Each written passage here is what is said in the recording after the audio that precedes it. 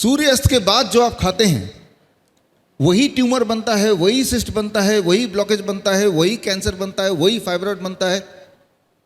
खाओ मत सूरज के ढलने के बाद, तो नहीं बनेगा। और जो है, मान लो किसी के बॉडी में कैंसर है, हमारे 55 हॉस्पिटल्स हैं, हम क्या करते हैं 6 बजे हम अपना किचन बंद कर देते हैं।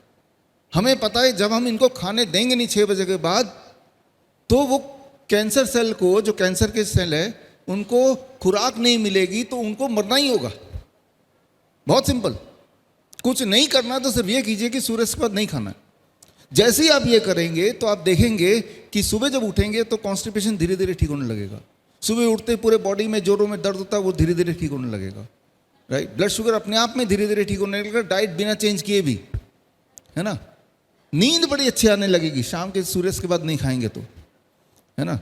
तो जहाँ जहाँ दर्द होता है वो कम होने लगेगा, कहीं ट्यूमरस ग्रोथ दिख रहा है तो वो कम होने लगेगा, कोई घाव भर नहीं रहा है तो घाव भरने लगेगा। अगर आज आप चाहते हैं कि आपके घर के सारे लोग स्वस्थ रहें, तो आज घर जाते हुए रास्ते से एक ताला खरीद लीजिए और शाम के 6 बजते ही उस किचन में ताला लगा दीजिए, बस।